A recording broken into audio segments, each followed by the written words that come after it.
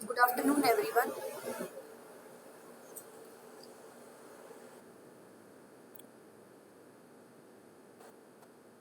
Good afternoon.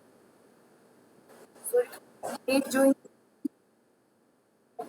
तो एकदम से वो लेफ्ट हो गया था। ठीक है, चलिए हम स्टार्ट करते हैं। आज हम फोर्थ यूनिट स्टार्ट करेंगे, जिसमें आप लोगों के दो टॉपिक हैं। एक आपका फोरेंसिक साइंस, फोरेंसिक साइकोलॉजी, और आपका एक स्टैटिस्टिकल पोर्शन है। ठीक है, तो हम पहले फोरेंसिक साइकोलॉजी का पढ़ेंगे। 3 यूनिट आप लोगों की कंप्लीट हो चुकी है, जैसा कि तमन्ना मैम ने बताया है आप लोगों को। ठीक है, तो हम फोर्थ यूनिट कंप्लीट कर रहे हैं। प्रैक्टिकल का जब तक नहीं हो रही, आपकी डेट अनाउंस नहीं होती, तब तक हम अपना सिलेबस कंटिन्यू करेंगे। Okay? तो फोरेंसिक साइकोलॉजी को पढ़ने से पहले हम साइकोलॉजी को पढ़ते हैं। ठीक है, कि साइकोलॉजी की क्या डेफिनेशन है, साइकोलॉजी क्या है हमारी। एक साइंटिफिक स्टडी होती है, वो किसको स्टडी करती है, हमारे बिहेवियर और जो हमारे मेंटल प्रोसेसेस हैं उनको स्टडी करती है। ठीक है, बिहेवियर में क्या क्या इंक्लूड हो सकता है, हमारे जितने भी ओवर्ट और कोवर्ट, हमारे आउटवर्ट या इनवर्ट जितने भी क्या होते हैं रिस्पॉन्स होते हैं, जैसे हम कैसे किसी से बात करते हैं, हमारी फेशियल एक्सप्रेशन कौन से होते हैं, या फिर हमारी जितने भी बॉडी की मूवमेंट्स होती हैं वो हमारे बिहेवियर में पाई जाती है। फिर मेंटल प्रोसेसेस हैं, जैसे कि क्या है साइकोलॉजी क्या है, अगर उसकी एक जो ब्रीफ सी डेफिनेशन ले हम, तो क्या है साइंटिफिक है, बिहेवियर को स्टडी कर रही है, और क्या है हमारी मेंटल प्रोसेस। जो मेंटल प्रोसेस क्या होते हैं हमारे, क्या होते हैं इंटरनल कोवर्ट एक्टिविटीज होती हैं। ठीक है, जो हमारी माइंड के, जैसे कि थिंकिंग होगी, हमारी मेमोरी है, रिमेम्बरिंग, ये सारी चीजें क्या है हमारी मेंटल प्रोसेसेस। जैसे प्रॉब्लम सॉल्विंग है, रीजनिंग है।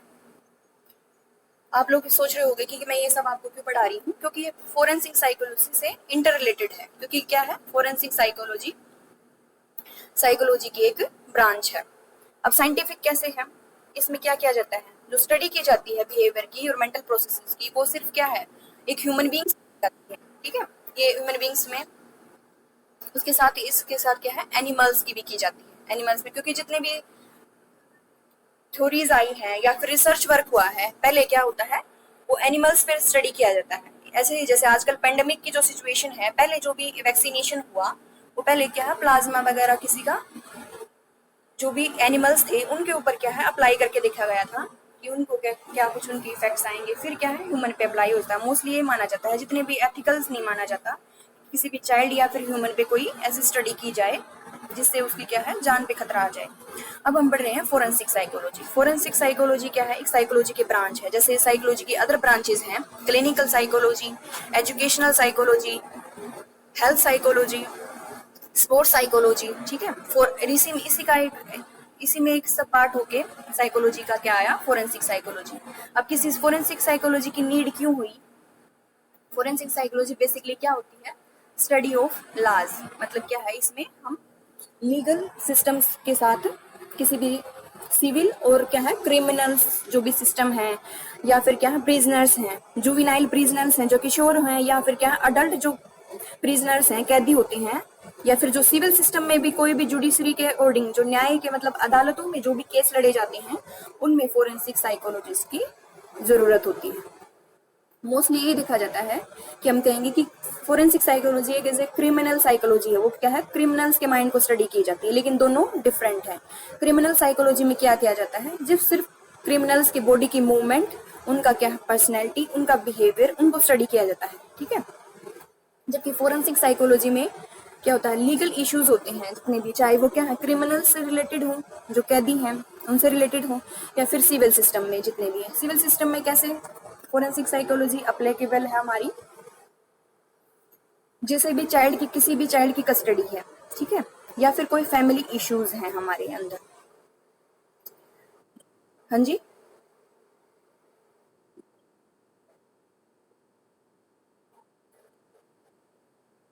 अच्छा क्लियर नहीं आ रहा, एक मिनट मैं थोड़ा सा अपना चेंज करके देखती हूँ। अभी आ रही है क्लियर वॉइस, कट के आ रही है, मतलब कैसा है, एक तो इको इको मेरी साउंड बार बार रिपीट हो रही हो, या फिर ऐसे हो कि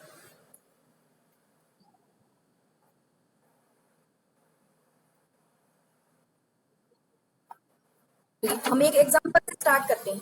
ठीक है, जैसे मैं आप लोगों को एक ऐसी सिचुएशन या ऐसा एग्जांपल देती हूँ, तो आप उसको रिलेट करके देखिए कि एक हस्बैंड वाइफ होते हैं, और वाइफ क्या है, वो मेंटली और फिजिकली क्या है, बीमार होती है। वो क्या है, अपनी केयर अच्छे से नहीं कर पाती, और उसको क्या है, मेडिकेशंस की जरूरत होती है। उसको क्या है, वो किसी भी या किसी भी कोई ऐसी बीमारी लगा लीजिए आप, उस पे क्या है, वो सीवियर स्टेज पे है, ठीक है। अगर उसको वो मेडिसिन नहीं मिलेंगी तो उसकी जान भी जा सकती है। लेकिन जो हस्बैंड होता है वो फाइनेंशियली क्या है, अच्छा नहीं होता उसका बैकअप, इनकी फाइनेंशियली वो हेल्दी नहीं है, उसके पास इतने पैसे नहीं है। तो क्या है, एक शॉपकीपर के पास जाता है, मेडिकल स्टोर वाले के पास जाता है। तो वहां वो क्या बोलता है कि मेरे पास ये पैसे हैं और मुझे ये मेडिसिन चाहिए। वो क्या है, जितने भी डिस्क्रिप्शन दिया जाता है जो भी डॉक्टर से, वो उनको प्रोवाइड करवाता है, ठीक है। वो स्लिप प्रोवाइड करवाता है डॉक्टर की कि मुझे ये मेडिसिन चाहिए। तो क्या कहता है, जो मेडिसिन देने वाला होता है, जो केमिस्ट है, वो बोलता है कि आपको इतने रुपए में, जैसे कि उसके पास 400 रुपए होते हैं और उसको दवाई चाहिए 800 रुपए की, जैसे हम अज्यूम करके चलें, तो कहता है कि आपको ये इतनी ही दवाइयां चाहिए आएंगी, ठीक है, इतने रुपए में इतनी ही दवाइयां आएंगी। तो जो हस्बैंड होता है वाइफ का, वो बोलता है कि नहीं, मुझे तो ये है, सारी दवाइयां चाहिए और थोड़ा अर्जेंट है, ठीक है। लेकिन क्या है, वो उसको मना कर देता है, जो केमिस्ट है। फिर से जाता है दोबारा से रिक्वेस्ट करने कि मैं आपको पैसे ऐसे लौटा दूंगा, या फिर वो कुछ अपना, उसके पास होता है कुछ ऐसा घर का कुछ सामान, वो उसको बेचता है, ठीक है। लेकिन फिर भी क्या है, वो रुपए पूरे नहीं हो रहे, कुछ पैसे फिर भी कम रह जाते हैं, तो फिर भी केमिस्ट उसको नहीं देता है। तो क्या करता है वो इंसान, जब केमिस्ट खाना खाने जा रहा है, तो जब उसका सर्वेंट होता है जो केमिस्ट का, वो कहीं इन्वॉल्व हो जाता है, जैसे किसी के पास में ताश खेलने लग गया है, फिर किसी ऐसी एक्टिविटी में कि शॉप क्या है, वो लॉक नहीं करता, लेकिन उसको ऐसे ही क्लोज कर देता है। तो क्या करता है, वो पीछे से चोरी कर लेता है हस्बैंड, ठीक है। उसने क्राइम किया चोरी का। जब उसको पकड़ा गया वो, तो उससे जब उसको अदालत में पेश किया गया, तब उससे क्या पूछा गया कि आपने ये किस बिहाव से किया गया। तो आप अपने अपने पॉइंट ऑफ व्यू बताओ कि आपके नजरिए से उसने जो ऐसी नीड की है, ऐसा काम किया उसने, तो आपके अपना अपना पॉइंट ऑफ व्यू रखो कि क्या कैसा उसका था एक्ट।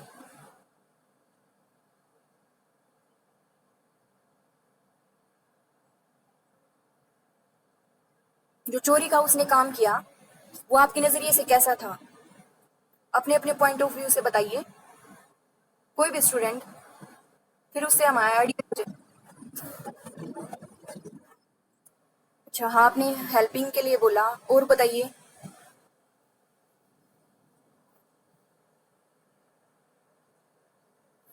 और कोई भी स्टूडेंट, सही गलत का कोई मायना नहीं है, हम उससे फिर अंडरस्टूड करेंगे कि कैसे चीजें, हम फोरेंसिक साइकोलॉजी में कैसे उसकी डेवलपमेंट हुई, कैसे हम उसमें आगे फर्दर स्टडी करेंगे। पायल या फिर जो भी है, या मेरे को स्क्रीन पे दिख रहे हैं, तो कोई भी आप लोग में से कुछ भी आंसर दे दीजिए इस क्वेश्चन का, कि आपके नजरिए से क्या कैसा डेट।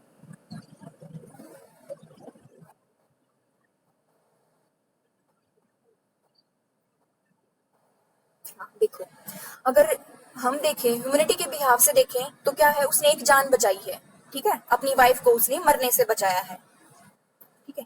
तो फोरेंसिक साइकोलॉजिस्ट इन काम क्या होता है, जो एविडेंस है, जो या आई विटनेस है, गवाह उसके सामने पेश किए गए, जिन्होंने उसको दोषी ठहराया, तो ये सारी चीजें क्या है, किसी ने झूठ भी बोला कि किसी ने उसको कभी देखा नहीं था, ना दुकान पे ना कहीं बाहर, लेकिन फिर भी उन्होंने बोला कि इसने चोरी की थी। चाहे वो चोरी उसने की सिर्फ कितने की थी, सिर्फ 800 रुपए में से सिर्फ 400 रुपए की उसने दवाइयों की चोरी की थी। लेकिन उस पे उसके जो शॉपकीपर ने उसको क्या लगाया कि इसने 1000 या 2000 की, टेंटेटिव मतलब ऐसे मान लेते हैं, उसने इतने की चोरी की, यानी कि क्या है, वो झूठ बोला गया। तो फोरेंसिक साइकोलॉजिस्ट का यही काम है कि क्रिमिनल की साइकोलॉजी क्या है, ऑफेंस की, डिफेंस की, ठीक है, यानी कि जिसने अपराध किया है उसकी साइकोलॉजी क्या रही, पहले क्या सिचुएशन थी, ठीक है, और अब क्या सिचुएशन है। जबकि डिफेंस में, बचाव में उसके कोई खड़ा हुआ है, या फिर जिसके अगेंस्ट लड़ा जा रहा है केस, उससे भी क्या है, क्वेश्चन अराइज किए जाएंगे कि आपने ये सब केसेस क्यों किए। तो फोरेंसिक साइकोलॉजी का है कि लीगल सिस्टम को मानते हुए हम उसकी साइकोलॉजी को रीड करना, ना केवल ज्यूरी सिस्टम की, जिसने के क्राइम किया है उसकी भी, और जिसने आरोप लगाया है उसकी भी। तो फोरेंसिक साइकोलॉजिस्ट की हमने क्या है, ना सिर्फ क्रिमिनल्स के लिए, बल्कि जो ऐसे केसेस हुए जिन्होंने फर्स्ट टाइम कोई क्या है, क्राइम अटेम्प्ट किया है, या फिर जैसे केसेस के लिए जिन्होंने क्या है फर्स्ट टाइम क्राइम तो अटेम्प्ट किया, लेकिन उनकी क्या है मेंटेलिटी को जानने के लिए, उनकी साइकोलॉजी को जानने के लिए या क्या है ये सीवियर क्रिमिनल तो नहीं बन जाएगा, या फिर कोई सीवियर क्रिमिनल है जिसको बार बार कोई किसी क्रिमिनल कर रहा है, या फिर ऐसे भी क्रिमिनल होते हैं जिनको 6-7 महीने के साल के लिए अगर प्रिजन या जेल में डाल दिया जाता है, लेकिन फिर वो जेल से छूट के आ जाते हैं, तो वो क्या है कोई ड्रग्स में इन्वॉल्व है, कोई किसी में है, ऐसे क्या अनएथिकल उसमें है, अपने एक्शन कर रहा है, सोसाइटी जो एडेप्टेबल नहीं है, ठीक है। अगर वो दोबारा से कोई ऐसा एक्शन कर रहा है उसमें नहीं इन्वॉल्व करके किसी दूसरे में, तो उनकी साइकोलॉजी को रीड करना फोरेंसिक साइकोलॉजिस्ट का काम था, ठीक है। फोरेंसिक साइकोलॉजी क्रिमिनल साइकोलॉजी से आप लोगों को पता चल गया होगा डिफरेंट है। इसमें लीगल और जो सिविल सिस्टम है उनके जो भी अदालत में जितने भी केसेस जाते हैं उनकी माइंड्स को, जो भी प्रिजनर्स है, सिर्फ जो क्लाइंट है उसका क्लाइंट क्या होते हैं, क्लिनिकल साइकोलॉजिस्ट में क्लाइंट कौन होता है, जो सिर्फ हम पर्टिकुलर किसी डिसऑर्डर से रिलेटेड उसके पास जाता है, इनकी सिंगल क्लाइंट होता है। लेकिन फोरेंसिक साइकोलॉजिस्ट में क्या होते हैं, जूरी है, जो जजेस हैं, ठीक है, जो क्लाइंट है, ऑफेंस या डिफेंस में जितने भी मेंबर्स हैं वो सारे क्या होते हैं उसके फोरेंसिक साइकोलॉजिस्ट के क्लाइंट माने जाते हैं। अब फोरेंसिक साइकोलॉजिस्ट की डेवलपमेंट कैसे हुई है, लैटिन वर्ड से लिया गया है, ये फोरेंसिक से, फोरेंसिस के लैटिन वर्ड से लिया गया है जिसका मीनिंग है ऑफ द फोम, ठीक है। जो ये रोमन कोर्ट लॉ था उसमें क्या है फोरेंसिक एडवाइजरी प्रोसेस क्या को अडेप्ट किया गया था, और वहां पर जितने भी साइंटिफिक प्रिंसिपल्स थे या प्रैक्टिसेस हुई थी साइकोलॉजी में उनको अप्लाई किया गया था। फिर धीरे धीरे क्या हुआ, अब हमने इतना ब्रीफ में जान लिया कि ये सारी चीजें क्या हुई कि क्रिमिनल साइकोलॉजी से कैसे अलग है फोरेंसिक। अब किसी भी कोई भी डेवलपमेंट हुई है ब्रांच की तो उसकी पहले की हिस्ट्री रही होगी, जैसे हमारी साइकोलॉजी की भी हिस्ट्री है, वो क्या है फिलोसफी से अलग हुआ है ना, एक इंडिविजुअल ब्रांच बन के आया है फिलोसफी से, पहले क्या था वो फिलोसफी का पार्ट था। ऐसे ही हम जैसे हम अगर कॉमन लैंग्वेज में देखें, हरियाणा पहले किसका था, पंजाब का पार्ट था, ठीक है, अब उसकी क्या है वो इंडिविजुअल स्टेट है। ऐसे ही साइकोलॉजी भी क्या है इंडिविजुअल एक सब्जेक्ट है। अब फोरेंसिक साइकोलॉजी भी एक ब्रांच बनी इंडिविजुअल, तो उसके पीछे कुछ हिस्ट्री रही, तो हम हिस्ट्री पढ़ते हैं।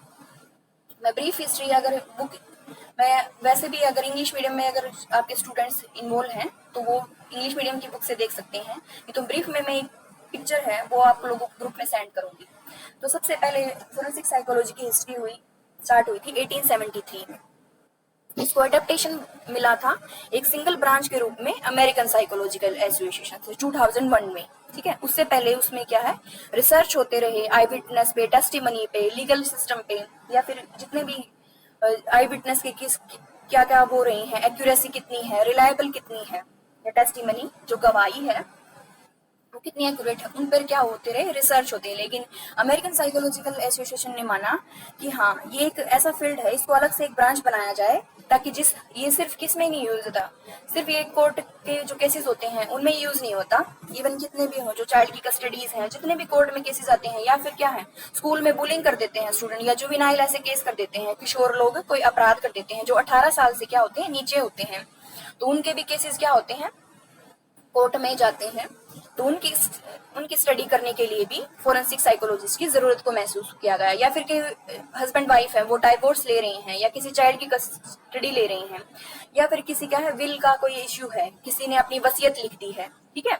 जब कोई इंसान मर जाता है तो उसकी वसीयत के लिए भी कैसे लोग आ जाते हैं, या फिर किसी की इवन लगा लीजिए किसी कहीं पे चोरी होगी, रोबरी होगी है ऐसी किसी शॉप पे, बैंक में, तो वहां भी क्या है चीज अगर गुम हुई होगी 1 लाख की, और क्या रिपोर्ट क्या लिखाई जाती है उसको डबल करके या 2 या 3 लाख की लिखाई जाती है।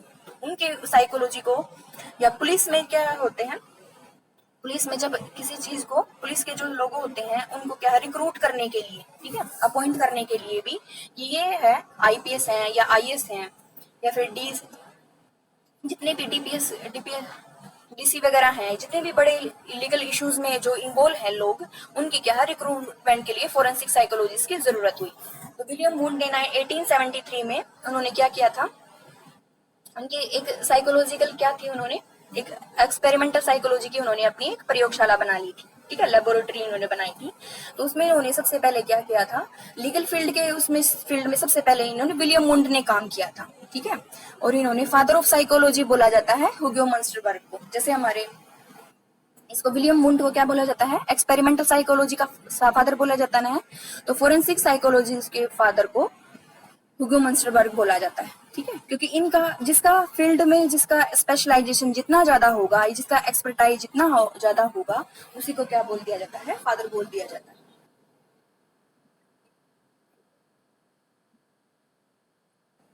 हुगो, ये आपकी बुक में नाम है, अगर आपको मंस्टरबर्ग बुक नाम है ना, अगर आपको स्पेलिंग, अगर मेरे प्रोनाउंसिएशन में आपको समझ नहीं आ रहा तो आप उससे देख सकते हैं, ठीक है।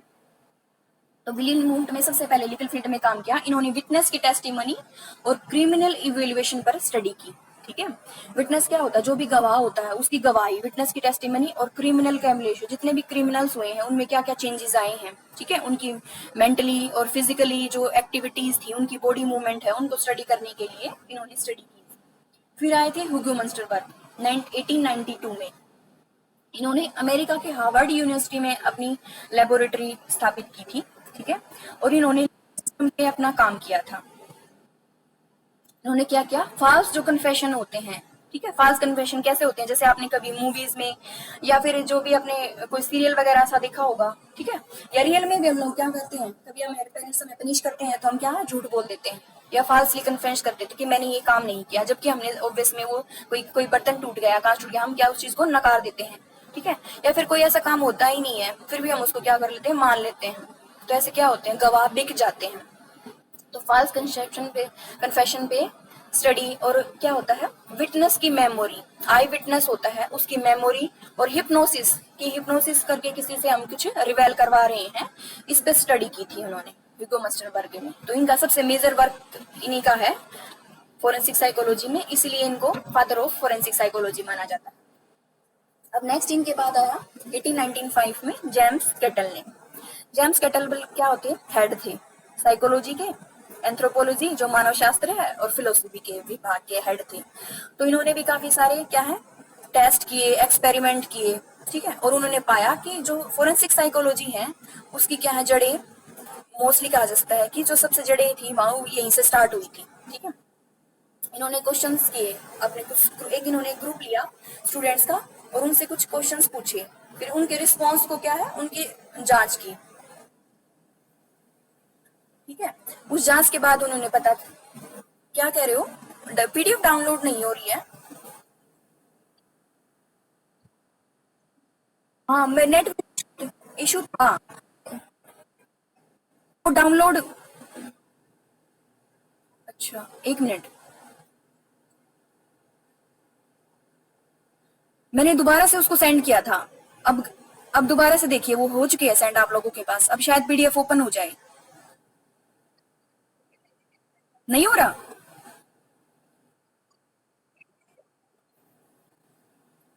हाँ मैंने क्लास से पहले ही आप लोग भेजा था, लेकिन वो नेटवर्क की इशू की वजह से गया नहीं। ओके ओके,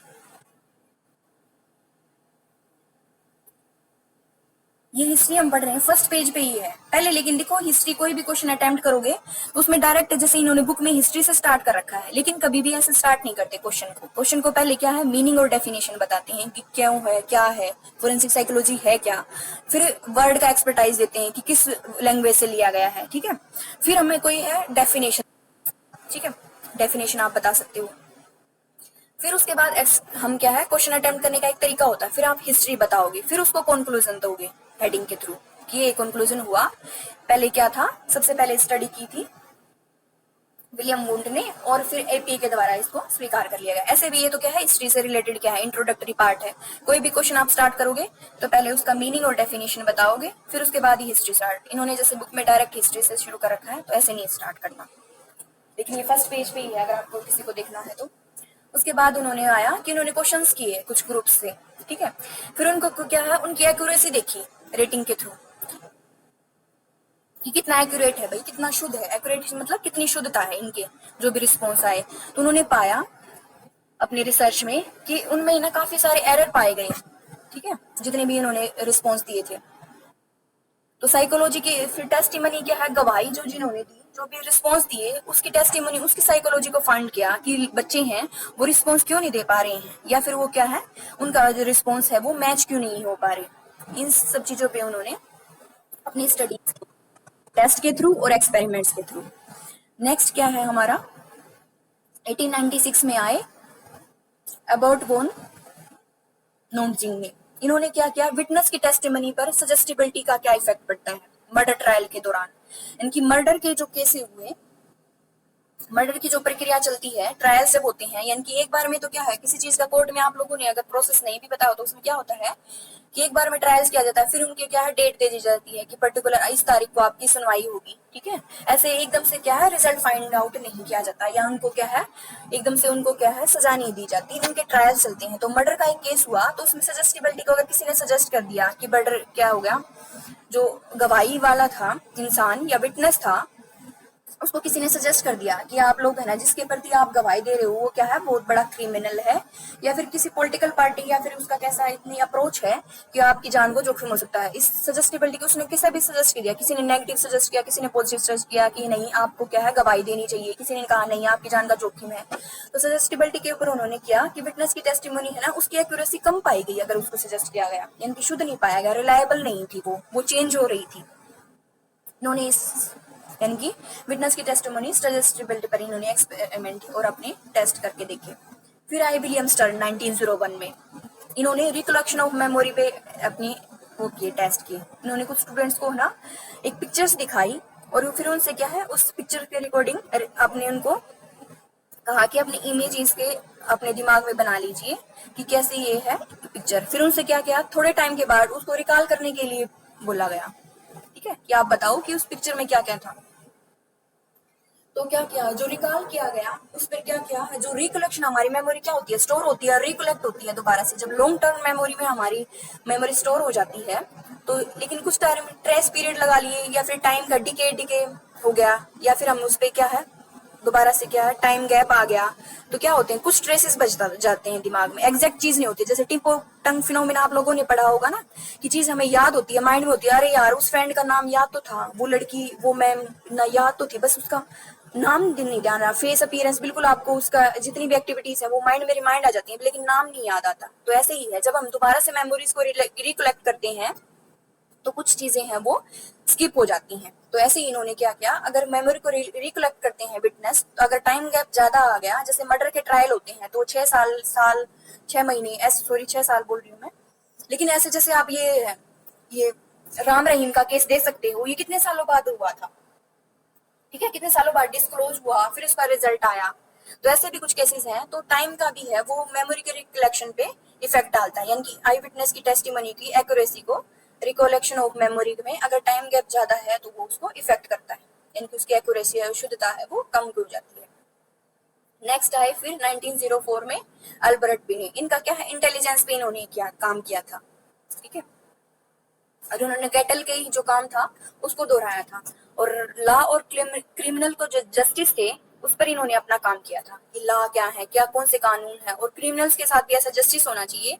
जैसे कि मैंने आप लोगों को एग्जांपल बताया था, तो हस्बैंड था वो क्या था रेगुलर क्रिमिनल नहीं था कि वो के पहले से ही किसी और क्राइम में इन्वॉल्व था, वो वन टाइम क्राइम उसने किया था, फर्स्ट टाइम किया था। तो ऐसे क्रिमिनल्स की स्टडी करने के लिए उन्हें इंटेलिजेंस के टूल, और इंटेलिजेंस के टूल जैसे बैचलर का अडल्ट इंटेलिजेंस टूल है ऐसे हैं, या फिर पर्सनालिटी के काफी सारे टेस्ट रहते हैं जो क्या है फोरेंसिक साइकोलॉजी में प्रोजेक्टिव, मोस्टली जो जितने भी प्रोजेक्टिव टेस्ट है, रोशार्च है, टीएटी है, थीमेटिक एप्रेशन टेस्ट है, ये सारे क्या है अप्लाई करके देखे हैं। तो टूल्स का यूज है वो अल्बर्ट बिने से स्टार्ट हुआ था। फिर 1908 में आए हुगो मंस्टरबर्ग, ठीक है, इन्होंने एक अपनी बुक लिखी थी ऑन द विटनेस स्टैंड। इसमें इन्होंने क्या है साइकोलॉजिस्ट को क्या किया, उनको रिकमेंड करने के लिए बोला कि जो जितने भी अदालती है या फोरेंसिक जितने भी केसेस होते हैं उनमें क्या किया जाए साइकोलॉजिस्ट को अपॉइंट किया जाए, ठीक है।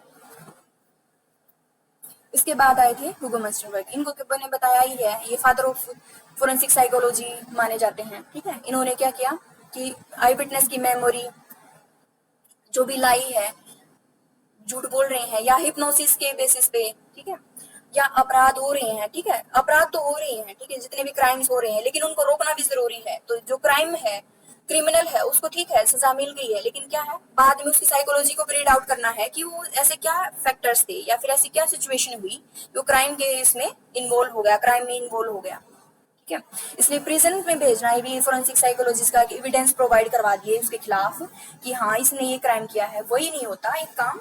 उसके बाद भी काम होता है कि उनकी साइकोलॉजी को रीड आउट किया जाए, ताकि वो बाद में जब अपना क्राइम किया जो भी सजा है वो काट के जब वो एक सिविल अपनी सोसाइटी में इन्वॉल्व हो, तो उनको क्या है एक नॉर्मल तरीके से अपनी लाइफ को जी सकें। तो इसके उन्होंने ये सारी चीजें की। फिर 1967 में आए लेविस टर्मन, इन्होंने लॉ इन्फोर्समेंट पे काम किया। ठीक है, मतलब इन्फोर्स करना, लॉ को चेंज किया जाए। ठीक है, इस पे बेसिस उन्होंने काम किया। इन्होंने फिर स्टैनफोर्ड बिनेट, जैसे कि इंटेलिजेंस के टेस्ट दिए थे, इन्होंने रिवाइज इंटेलिजेंस टेस्ट दिया था ना, कि स्टैंडर्ड बिनेट टेस्ट आ गया था।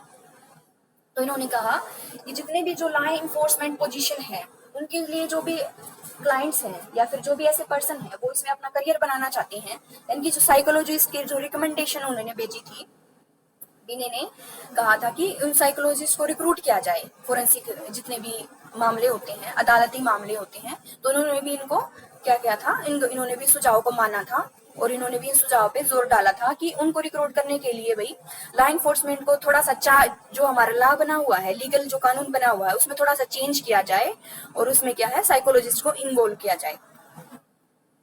फिर आए थे 1917 में विलियम मास्टन, जो क्या थे, हुगो मस्टनबर्ग के शिष्य थे। ठीक है, इन्होंने क्या किया, इन्होंने फिर बायोलॉजिकल कुछ अप्रोच डाली। जो सिस्टोलिक बीपी होता है और जो झूठ बोलने का बोलते हैं लोग, उसमें क्या है रिलेशन पाया जाता है, एक पॉजिटिव कोरिलेशन पाया जाता है। कैसे पाया जाता है, और ये फर्स्ट ऐसे साइकोलॉजिस्ट थे जिन्होंने पोलीग्राफी डिटेक्टर का निर्माण किया। जो पोलीग्राफी डिटेक्टर टेस्ट है, यानी कि झूठ बोलने का क्या है, अगर जो झूठ बोलेगा इंसान, उसका क्या नॉर्मल बीपी कितना होता है हमारे 120 तक होता है कुछ। ठीक है, लेकिन झूठ बोलेगा या तो बीपी डरेगा तो क्या है बीपी लो हो जाएगा, ज्यादा ऐसे इम्पल्सिव हो जाएगा कि हाँ, तो बीपी क्या है हाई बीपी में उसका चला जाएगा। तो बीपी के जब फ्लक्चुएट होगा, जो पोलीग्राफिक टेस्ट है, जो एक इंस्ट्रूमेंट बना हुआ है झूठ मापने के लिए, जो हमारी बॉडी की मूवमेंट को रिकॉर्ड करता है, तो उसका इन्वेंट सबसे पहले विलियम मास्टर ने किया था। तो इन्होंने भी क्या है, जो जितने भी फोरेंसिक जितने हुए कि लीगल इश्यूज थे, उनमें क्या उन्होंने बोला, उन्होंने सजेस्ट किया कि इस पोलीग्राफिक डिटेक्टर को यूज किया जाए। अब नेक्स्ट आए थे 1923 में मास्टर। इन्होंने क्या किया कि fry and versus United states में क्या हुआ था, एक्सपर्ट विटनेस के रूप में इन्होंने बोला कि साइकोलॉजिस्ट को एक एक्सपर्ट विटनेस के रूप में प्रेफरेंस दी जाए। पहले ऐसा क्या किया जाता था कि कोर्ट में क्या होता था, जो भी क्रिमिनल है उसकी क्या होती थी, फिजिकल तो उसका क्या होता था, असेसमेंट की जाती थी कि कहीं बीमार तो नहीं है, कोई चोट तो नहीं है इसको। लेकिन जब जैसे जैसे साइकोलॉजी डेवलप हुई तो उसके मेंटल क्या होते हैं, असेसमेंट भी की जाने लगी क्लिनिकल साइकोलॉजिस्ट के थ्रू। पहले क्या किया जाता था, जो डॉक्टर्स थे उसकी जो फिजिकली अपीयरेंस या फिर उसके फिजिकल कोई ऐसी एबनॉर्मलिटी नहीं है, तो उनको सुपीरियर विटनेस के नाम से जाना जाता था। लेकिन मास्टर ने उन्होंने क्या किया, इन्होंने रिसर्च करके ये बताया कि जब यूनाइटेड स्टेट का केस हुआ कि एक्सपर्ट विटनेस के लिए साइकोलॉजिस्ट को क्या है रिकमेंड किया जाए, उनको रिक्रूट किया जाए, उनकी क्या है अपॉइंट किया जाए। तो 1923 में सबसे पहले क्या है, आई विटनेस एक्सपर्ट के रूप में साइकोलॉजिस्ट को उन्होंने अपनी एक पहचान मिली थी, इनके अपॉइंट किया जाने लगा था और उनको क्या नाम दिया गया था, एक्सपर्ट विटनेस। जो साइकोलॉजी में फोरेंसिक यानी कि अदालती जितने भी क्या होते थे मामले होते थे, उनमें अपॉइंट करने के लिए उनको उनकी पहचान शुरू हो गई थी एक तरह से। फिर नेक्स्ट आए थे विलियम स्टर्न 1939 में। ठीक है, 1939 में इन्होंने विटनेस के रिकॉल पे क्या है स्टडी की। इन्होंने देखा कि कुछ स्टूडेंट्स हैं वो एक दूसरे के साथ क्या है झगड़ा कर रहे हैं। फिर झगड़े का उनसे कारण पूछा गया, तो सबने कुछ जो झगड़ा दो कर रहे थे उन्होंने तो क्या थे ओफेंसर, जो ऑफेंस में जिसने क्या किया अपराध किया, और डिफेंस में क्या है कि जिसके साथ अपराध हुआ। लेकिन जो पास में जो क्या थे विटनेस थे, आई विटनेस जिन्होंने बोला, किसी ने उसको देखा किसी ने नहीं देखा लेकिन वो उसके आसपास थे, उनसे जब उसने क्या किया डाटा कलेक्ट किया तो उसने पाया कि उसमें क्या थी एक्यूरेसी नहीं थी। ठीक है, विटनेस का रिकॉल की एक्यूरेसी नहीं थी, तो इसलिए उन्होंने टेस्टिमनी के जो गवाही थी उस पर स्टडीज की काफी सारी, और अप्लाइड साइकोलॉजी में एकेडमिक जर्नल्स को इसने स्थापित किया। फोरेंसिक साइकोलॉजी क्या है, साइकोलॉजी का पार्ट है, लेकिन किसका सब पार्ट है ये, बिहेवियर साइकोलॉजी में अप्लाइड साइकोलॉजी का पार्ट है। ठीक है, उसके बाद आए हेंस आइजेन 1916 to 1970। आइजेन क्या है, पर्सनालिटी के वर्क में इन्होंने काम किया है। ठीक है, तो इन्होंने प्रिजन साइकोलॉजी और पुलिस साइकोलॉजी के फील्ड में काफी योगदान किया। ठीक है, इन्होंने पर्सनैलिटी के बेसिस पे बताया कि कौन सा पर्सनैलिटी ज्यादा क्रिमिनल क्या होते हैं, उनमें सिम्टम्स होते हैं या फिर ऐसे कुछ होते हैं इम्पल्सिव जो कैरेक्टर जो साइकोटिक होते हैं या फिर क्या होते हैं। फर्स्ट ईयर में आप लोगों ने किया भी होगा आइजेंग का। इम्पल्सिव ज्यादा होते हैं लोग, उनमें क्या होते हैं, क्रिमिनल टेंडेंसीज ज्यादा पाई जाती हैं। तो उन्होंने पर्सनैलिटी के बेसिस पे भी जो कैदी थे, प्रिजन थे, उनके ऊपर स्टडी की। और क्या जो पुलिस है, जो रिक्रूट की जाती है पुलिस, उनको क्राइम्स में करते हैं जो लोग, उनको पकड़ने के लिए उनकी साइकोलॉजी को भी रीड करने के लिए। नेक्स्ट आए हमारे 1954 में brown versus board of education. इन्होंने क्या किया कि मनोवैज्ञानिकों ने इन्होंने दोनों के पक्षों को टेस्टिफाइड किया। ठीक है, ऑफेंस के भी और डिफेंस के भी, जिसने अपराध किया उसको भी और जिसके साथ अपराध हुआ उसके साथ भी उन्होंने भी। तो इस फील्ड में इन्होंने एक लैंडमार्क केस रहा अगर उन्होंने स्टडी किया। ठीक है, और इस चीज से क्या है, साइकोलॉजी को कोर्ट में है ना एक सबसे, क्रिमिनल्स को तो हर कोई स्टडी कर रहा था। ठीक है, क्रिमिनल्स को स्टडी कर रहे थे, जिसके बचाव पक्ष को तो हर कोई क्या है उसका फेवर लेता है। लेकिन फर्स्ट टाइम इन्होंने क्या किया कि क्रिमिनल्स को भी क्या है, उनके भी माइंड को क्या है स्टडी की जाए, उनको भी इंपॉर्टेंस दी जाए। तो ये केस जब वहां हुआ किसी कोर्ट का, तो उन्होंने ये सबसे ज्यादा इंपॉर्टेंट माना गया कि उसमें साइकोलॉजिस्ट का मेन रोल है कि इसमें क्या। तो कई बार ऐसे क्रिमिनल्स हो जाते हैं, जुवेनाइल क्रिमिनल्स हैं या फिर ऐसे क्रिमिनल्स हैं जो क्या है मेंटली क्या है डिस्टर्ब होते हैं। उनको क्या है फिजिकली वो ठीक होते हैं लेकिन कुछ एबनॉर्मलिटीज होती है, जैसे कोई सिजोफ्रेनिक होता है इस टाइप से।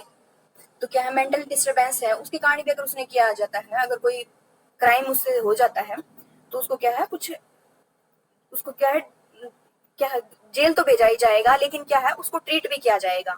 ठीक है, ताकि आगे से कोई ऐसी सिचुएशन, कोई भी जैसे मेंटल डिसऑर्डर्स होते हैं मोस्टली उनको क्या है ट्रीट करना मुश्किल होता है, लेकिन क्या है कुछ हद तक हम उनको मैनेज कर सकते हैं।